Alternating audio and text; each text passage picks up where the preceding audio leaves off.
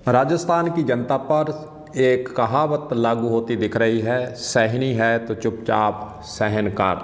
सरकार तो नई राजस्थान के अंदर बन गई, लेकिन लोगों को कुछ ऐसा लग नहीं रहा है। सब कुछ वैसे का वैसा ही राजस्थान के अंदर चलता दिख रहा है। मुख्यमंत्री जी कह रहे हैं कि अपराधियों को बख्शा नहीं जाएगा, फिर भी अपराध राजस्थान के अंदर कम होने की बजाय बढ़ते ही जा रहे हैं। जुप्ती से थाने में छेड़छाड़ पर हवलदार व सिपाही निलंबित तो हो रहे हैं। पुलिस की वर्दी पहनकर नाकेबंदी कर हाईवे पर लाखों रुपयों की वसूली भी हो रही है। यातायात पुलिस हो चाहे दूसरी पुलिस हो, वसूली रुकने का नाम तो राजस्थान में अभी तक नहीं ले रही है। बैंक लूटने के लिए जयपुर के अंदर सुरंग बन जाती है और पुलिस को खबर नहीं होती है।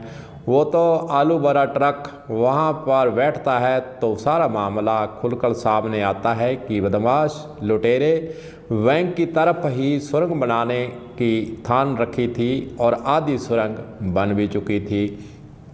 बैग छीनने के प्रयास में युवती को मोटरसाइकिल से घसीटते हुए ले गए। वाहन चोरियां बढ़ रही हैं। साइबर ठगों के आतंक राजस्थान के अंदर मचा हुआ है और मुख्यमंत्री की चेतावनी और धमकी का कोई असर हो ऐसा दिखता नहीं है। ब्यूरोक्रेसी की पहचान हो ऐसा भी नहीं दिखता है, क्योंकि उनको यहाँ तक कहना पड़ा कि हमसे नहीं भगवान से तो डरो। शिक्षा मंत्री जी अपनी अलग ही अलख जगा रहे हैं कि स्कूलों के अंदर किसी टीचर ने छात्रा के साथ कोई छेड़खानी की, अभद्र व्यवहार किया तो उसके घर पर बुलडोजर चला दिया जाएगा। चिकित्सा मंत्री की बात कर लें तो वे आदेश फरमा रहे हैं कि डॉक्टर ड्यूटी समय पर अपनी सीट पर नहीं बैठे मिले, जहां अपनी ड्यूटी से गायब मिले, जहां उन्होंने प्राइवेट प्रैक्टिस करते दिखे तो उन पर कठोर कार्रवाई की जाएगी, एक्शन उनके खिलाफ लिया जाएगा। लेकिन डॉक्टर का भला कोई बाल बंका भी कर पाया है ऐसा पहले भी नहीं देखा है, और वर्तमान के अंदर भी कुछ हो ऐसा कुछ भी समझ से परे की बात है। उनका नेटवर्क इतना ज़बरदस्त है कि उनके सामने हर कोई सरेंडर भी हो जाता है। नई सरकार का हर मंत्री व्यवस्था सुधार के लिए वैसे ही बोल रहे हैं जैसे कोई नया थानेदार थाने में आता है और कहता है कि ठीक हो जाओ वरना मुझसे बुरा कोई नहीं होगा। लेकिन कुछ दिनों बाद हालात वैसे के वैसे होने वाले ही दिखते हैं। सभी जानते हैं कि सरकार अफसरों से चलती है और अफसरों को मालूम है कि नेता लोग सिर्फ 5 सालों के लिए ही आते हैं। अंत में वे उनके आदेशों को एक कान से सुनकर दूसरे कान से निकालने का प्रयास पहले भी करते दिखे हैं और अब भी करते दिखेंगे। हाँ, ये लोग मुख्य सचिव से जरूर घबराते हैं। इस बार मुख्य सचिव सुधांशु गुप्त ने कुछ जागरूकता जरूर दिखाई है। जयपुर के अंदर बात कर लें तो जेडीए के निरीक्षण के दौरान अलमारी में बंद फाइलों को देखकर 2 आईएएस अफसरों को उन्होंने एपीओ कर दिया। जयपुर में कलेक्ट्रेट का भी निरीक्षण किया गया। काफ़ी कर्मचारी अनुपस्थित जयपुर के अंदर पाए गए थे, जबकि यह हालात पूरे प्रदेश में हैं जहां अधिकारी कर्मचारी कभी भी समय पर दफ्तर में नहीं पहुंचते हैं। हनुमानगढ़ की बात कर लें तो यहाँ भी चेकिंग का सिलसिला कलेक्टर के द्वारा शुरू जरूर किया गया है। कुछ सुधार भी हुआ है, लेकिन देखते हैं लंबे समय तक यह सुधार रहता है या फिर कुछ घंटों या कुछ दिनों तक ही इसका कर्मचारियों पर असर रहता है। वहीं दूसरी ओर अगर हम दफ्तरों की बात करें तो कर्मचारी पहले सीटों पर नहीं मिलते थे, कभी अपनी सीट पर नहीं बैठते थे। दूर से आया फरियादी बेबस और लाचार होकर लौट जाता था।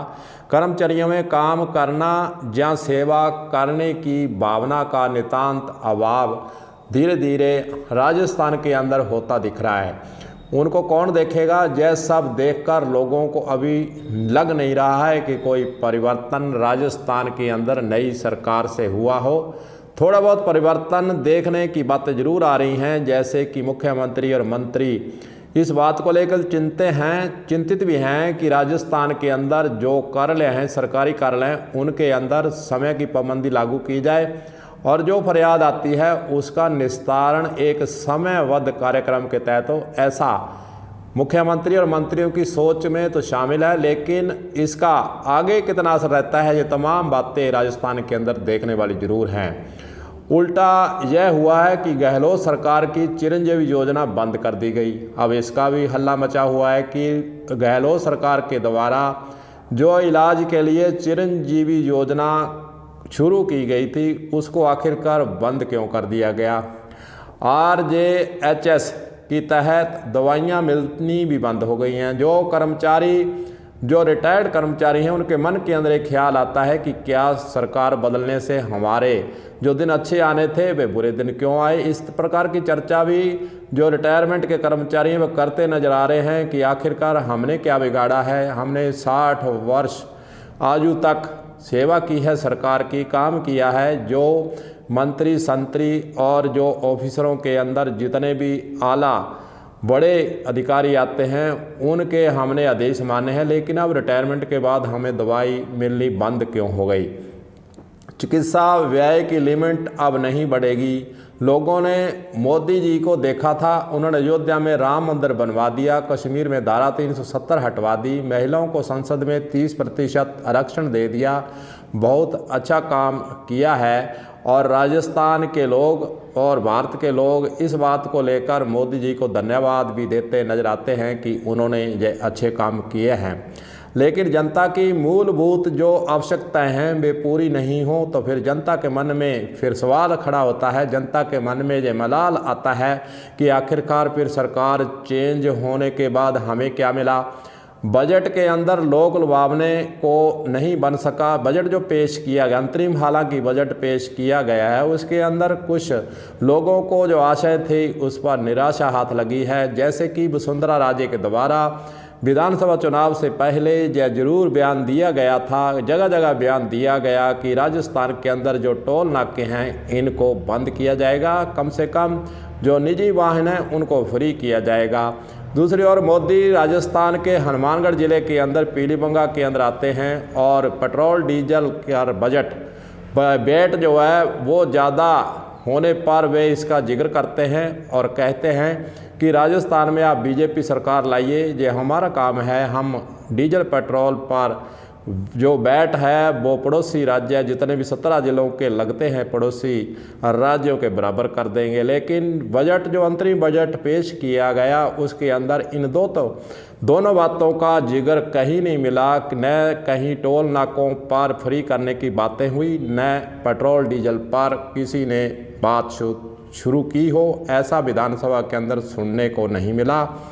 लेकिन यह बातें जो लोगों के मन के अंदर मलाल है, लोकसभा चुनाव के अंदर सवाल जरूर खड़े करेंगे कि आखिरकार मोदी का वादा और फिर वसुंधरा राजे पूर्व मुख्यमंत्री जो राजस्थान की रह चुकी हैं, उन्होंने जनता के बीच में जाकर जो वादा किया कि टोल नाकों को, निजी वाहनों को फ्री किया जाएगा, इन दोनों मुद्दों पर लोकसभा में सवाल जरूर आने वाले समय में उठेंगे और लोगों के मन के अंदर इस बात को लेकर चिंता भी है। लेकिन कहते हैं कि आम आदमी को बजट से वैसे ही निराशा हाथ लगी है। जो आशा थी, मुर्गा सुबह होने से पहले बांग देता है और लगता है कि उसकी बांग पर सवेरा हो गया है, कुछ ऐसा ही इस जग में हो रहा है। हालात यह है कि सूखी ताल भरी दोपहर में प्यासी मारी फिरे टहरी, गर्मी गहरी से गहरी सहनी है चुपचाप सहन कर। ऐसा ही हाल राजस्थान की जनता के साथ हो रहा है। कलम न्यूज़ के लिए गुरदेव सिंह सैनी की खास रिपोर्ट।